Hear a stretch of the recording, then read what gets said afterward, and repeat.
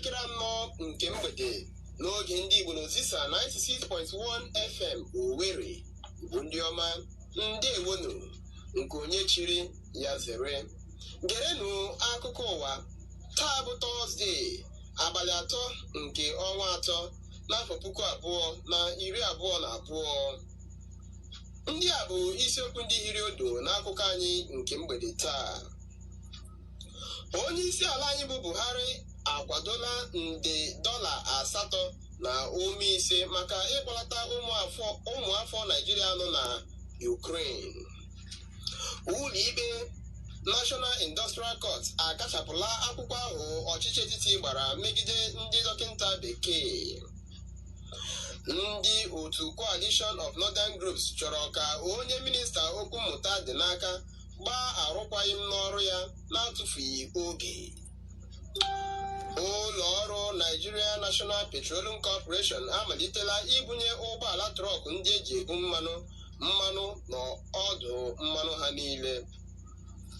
Ndị mba Russia agwala ndị IAEA na ha akpachiela nuclear power plant nke ndị mba Ukraine nke kacha ibe ya. Amachiela ndị na-eme egwuregwu ịgba ọsọ nke mba Russia na Belarus isonye na asọmpi Winter Paralympics.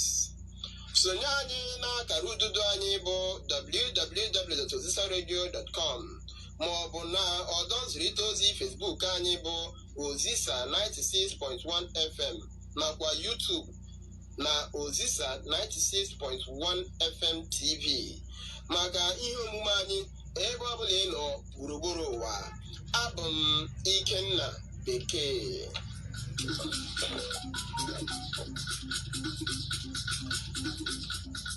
Igbo ndị ọma, ka anyị nụrụzianụ akụkọ anyị ndị a nakwa ndị ọzọ na uju ya.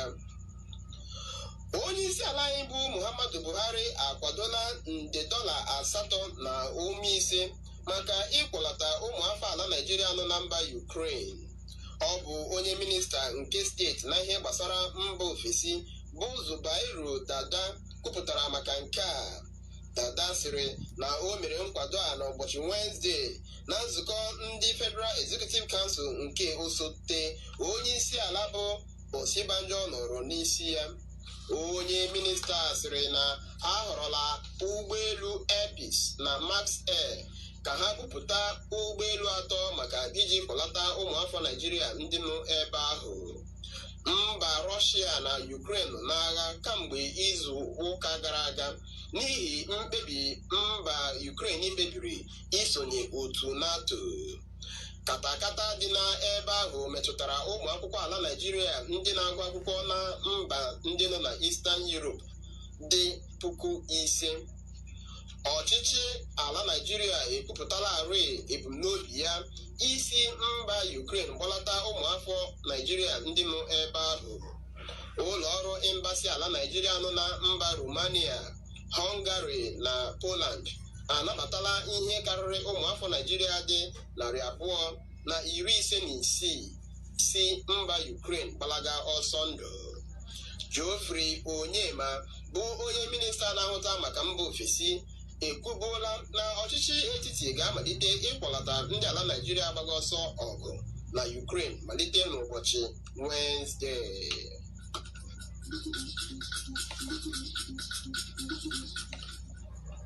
Ụlọikpe National Industrial Court dị n'Abuja nọrọ tata kachapụ mkpesa nke ọchịchị etiti mere megide ndị otu jikọtara ndị dibịa bekee bụ Nigerian Association of Resident Doctors NARD na mkpịsị bekee ya. Ndị so gbaa ha ya bụ akwụkwọ bụ ụlọ ọrụ ministri okwu ahụike dị n'aka n'ala anyị. Ya bụ mkpesa na-ajụ ikikere ndị otu NARD nwere iji gaa mfanye aka n'okwu ahụ ha mere malite n'ọnwa Juun ruo ọnwa Septemba afọ 2021 ka e yiri na a ga-anụrụ ya n'oge ikpe tata. Mana mgbe a kpọlitere ya bụ ikpe, ndị mere ya bụ mkpesa nakwa ndị nnọchite anya ha anọghị n'oge ikpe.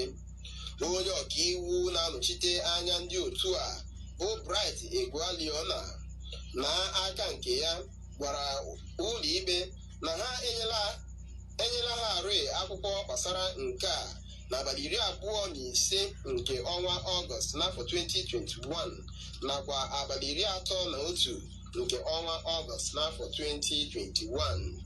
Dịka o nyochachara ọsịsa onye ọkaiwu a nyere, ọkaikpe Benedict Kanyip kpebiri ebe ọ bụ na ndị ahụ wetara ya bụ mkpesa n'ụlọ ikpe abịaghị ụlọ ikpe ugboro abụọ, na ya akachapụla ya bụ mkpesa kpamkpam.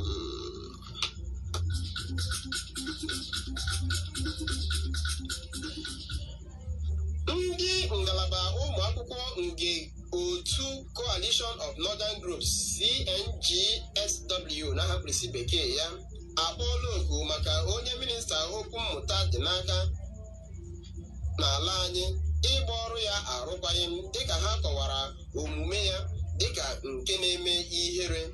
Ndị otu a kọwara na onye minista akpaghị ume n'ezi akọ ịhazi katakata nke ndị otu jikọtara ndị nkụzi mahadum bụ Academic Staff Union of Universities. Ha kwararịrị na mfanye aka n'ụkwụ izu anọ ahụ ndị otu a abanyela izu ụka 3, mana ọ dịghị ka enwere olileanya na a ga-edozi ihe kpatara ya. Ndị otu CNGSW siziri na ha na ndị otu jikọtara ụmụ akwụkwọ n'ala anyị bụ National Association of Nigerian Students NANS n'aha mkpirisi bekee ya nakwa ndị ọzọ nwere aka oke ga-agbakọ aka ọnụ kpọchie ọchịchị etiti ma ọ bụrụ ma ha ahazilighi ihe dị n'agbata ha na ndị ASUU n'oge ahụ ndị ASUU nyere ha.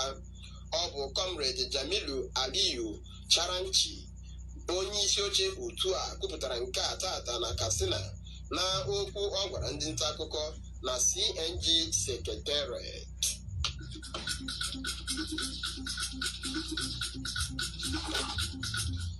Ụlọ ọrụ Nigerian National Petroleum Corporation Limited NNPC amalitela ibunye ndị ụgbọala trọk mmanụ petrol n'ọdụ mmanụ ha niile iji kwụsị ụkọ mmanụ petrol nke dị ugbu a gburugburu ala anyị.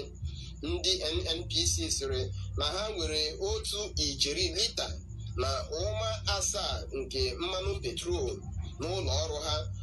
Ọ bụ onye NNPC Group Managing Director bụ Malam Mele Kyari gwara ndị nta akụkọ nke a na Abuja, dịka ya na ndị otu National Union of Petroleum and Natural Gas Workers NUPENG nakwa ndị Petrol Tanker Drivers Association nwechara nzukọ. Ndị otu Depot and Petroleum Marketers Association of Nigeria DAPMAN nakwa Major Oil Marketer Association of Nigeria MOMAN sokwa na ya bụ nzukọ.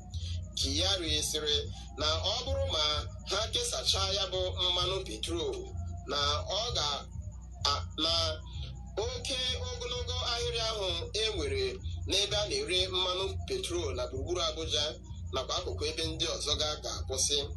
Kyari sịrị na nsogbu ụkọ mmanụ ụgbọala ga-akwụsị n'oge na-adịghị anya, ma gbakwunye na o nweghị mgbe ọchịchị etiti ma ọ bụ ụlọ ọrụ NNPC chọrọ itinye ego n'ọnụ ego a na-ere mmanụ ụgbọala.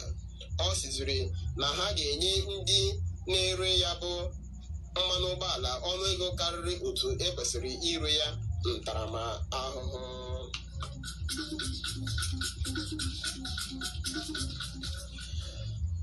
Mba Russia agwala ndị International Atomic Energy Agency IAEA na ndị agha ya ewegharala ogbe Zaporizhzhia bụ ebe nuclear power plant nke mba Ukraine dị. Ọ bụ onye Director General nke IAEA bụ Rafael Grossi kwupụtara nke a na ụbọchị Wednesday. Grossi kwupụtara na ọgọzi mba Russia na Vienna gwara ndị IAEA na onye ọrụ ha nọ na Zaporizhzhia plant bụ nuclear plant nke mba Ukraine kacha ibe ya na-ahụta na ihe niile na-aga n'anya ya ebe ahụ, ebe ọ bụ na ndị obodo ha ewegharala ya bụ nuklia plant.